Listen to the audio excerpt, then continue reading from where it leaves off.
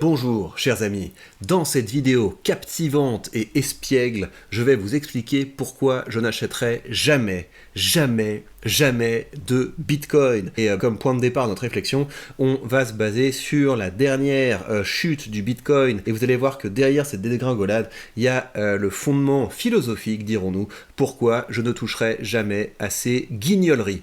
Alors avant ça, on fait un petit point sur le portefeuille et je vais également répondre à une question qui m'a été posée par un membre de la page Patreon. Avant ça, on s'intéresse un petit peu à l'option que j'ai sur Total. Donc vous voyez que j'ai en ce moment une option sur Total dont l'échéance est au 15 septembre, le prix d'exercice est à 58,98 et vous voyez que vu que Total a baissé, l'option suit son cours et là si je décidais de racheter l'option, j'aurais fait un tout petit bénéfice, mais je vais pas le faire, je vais laisser courir cette option, mais en gros faire rouler une option c'est ça. Je vois que le prix auquel j'ai vendu l'option est supérieur au prix auquel je pourrais racheter l'option et donc ce serait possible de la racheter et de revendre une option, de revendre une nouvelle option avec une date d'exercice plus lointaine et donc empocher comme ça un petit peu d'argent. Mais voilà, je vais pas commencer à m'amuser à faire ça. Ce que je pourrais faire et ce que j'hésite à faire, c'est me faire un portefeuille dans lequel j'aurais d'un côté mes ETF parce que je trouve que les ETF c'est très cool vu que je vise sur ce portefeuille à la fois la stabilité et le rendement, donc garder mes ETF, continuer à renforcer mes positions dans les ETF, mais vendre certaines boîtes pour pouvoir me constituer des positions de 100 actions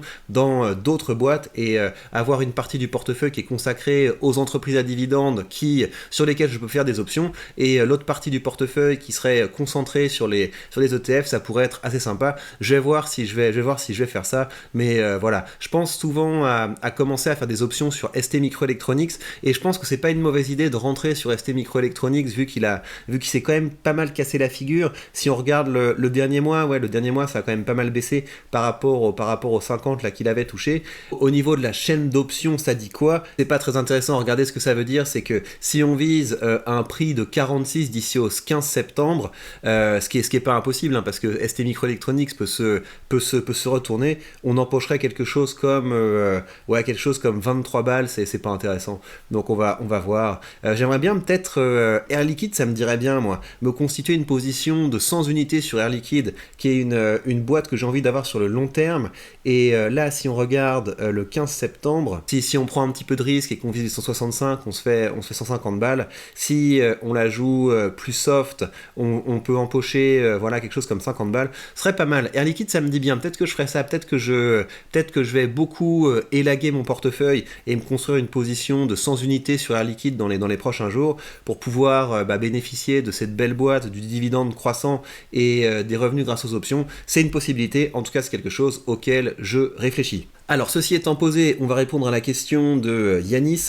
Donc, vous le savez, sur la page Patreon, entre beaucoup d'avantages, à savoir que vous avez du contenu exclusif, que vous pouvez avoir des foires aux questions exclusifs. Je vous propose également sur la page Patreon de me demander des thèmes de vidéos et de temps en temps, comme ça, je vais faire des vidéos sur la chaîne Finance, sur la chaîne YouTube que vous regardez, en réponse aux demandes des abonnés à la page Patreon. Alors, Yanis me dit « Bonjour Victor, merci pour ta proposition. Pour ma part, j'aimerais beaucoup voir de ta part un tuto ou une mini-série de tutos. » Vous allez voir que ça justifie pas du tout de faire un tuto, ça va prendre 2 minutes, qui montre comment créer son tableau de bord Excel de suivi de ses investissements. Tableau de bord Excel. Non mais vraiment, vous allez voir, c'est beaucoup plus simple que ça. Je vois dans tes vidéos que tu traces tous les invests de tes différents portfolios sur des dossiers Excel. Peux-tu nous présenter ce qui te permet de mieux savoir où tu en es dans tes performances, allocations, etc.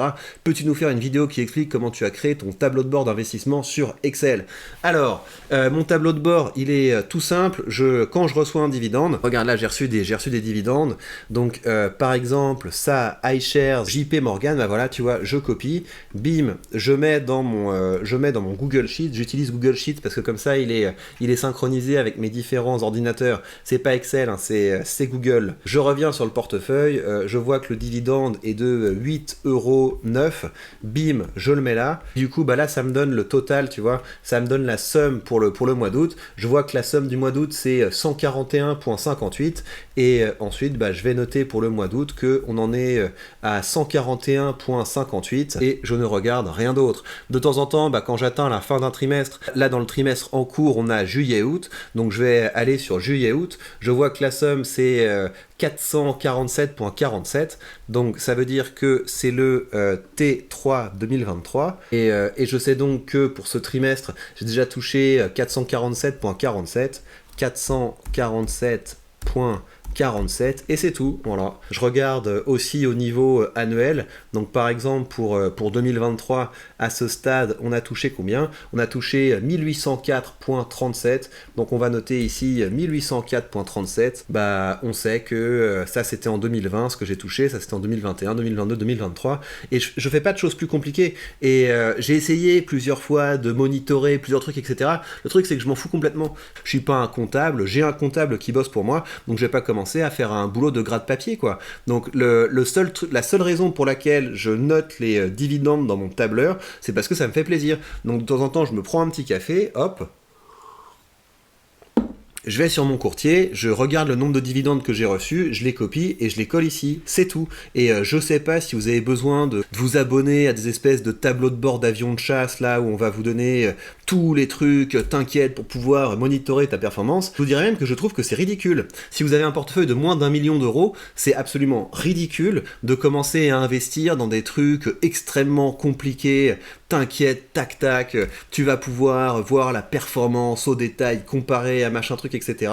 Encore une fois, il faut redescendre sur terre. Notre priorité absolue à ce stade, c'est de gagner plus pour pouvoir investir plus. Les sommes que j'ai investies jusqu'à ce jour, c'est absolument ridicule. Le gros de mon temps, je le consacre à développer des projets, à créer des produits pour augmenter mes revenus et pour augmenter l'argent que j'ai en bourse. C'est là-dessus que vous devriez mettre vos efforts, parce que croyez pas que vous allez augmenter vos performances en ayant un tableur, un screener, je sais pas quoi.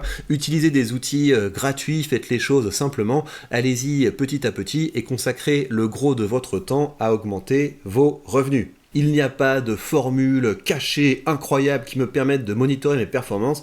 Moi, la seule chose que je regarde, c'est que mon revenu passif augmente mois après mois, trimestre après trimestre, année après année. J'ai envie de voir que chaque mois de cette année, j'ai des meilleures performances que les mois de l'année dernière. Là, pour le mois d'août, comme on le voit, j'ai déjà touché 141 € en dividendes.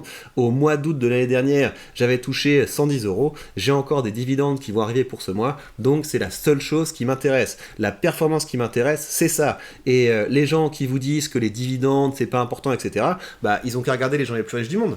Les gens les plus riches du monde, ce sont des gens qui investissent principalement dans des entreprises qui versent des dividendes. Warren Buffett investit principalement dans des entreprises qui versent des dividendes. Pourquoi? Parce que la vraie richesse, c'est d'avoir du revenu passif. La vraie richesse, c'est de construire des petites machines qui vous rapportent de l'argent sans que vous ayez besoin de travailler. Et quand on est en phase d'accumulation, comme je le suis à l'heure actuelle, je réinvestis les dividendes, mais ce revenu, c'est concret. Ce revenu, il existe. Ce revenu, je pourrais le mobiliser pour le réorienter où bon me semble. Si un jour, je commence à avoir peur de la bourse, etc., si je commence à flipper, je vais pas vendre mon portefeuille. Ce que je vais faire, c'est que je vais arrêter d'investir dans mon portefeuille et tout l'argent que je gagne en dividendes, je vais le mettre dans autre chose. Je vais le mettre dans autre chose, peut-être par exemple pour rembourser un investissement immobilier ou j'en sais rien. En tout cas, c'est du concret. Je ne me retrouverai pas dans une situation où je vais devoir vendre des parts de mon portefeuille parce que je vais commencer à flipper, à paniquer pour avoir besoin d'argent. L'argent dont j'ai besoin, il est là, il arrive sans que j'ai besoin de ne rien faire.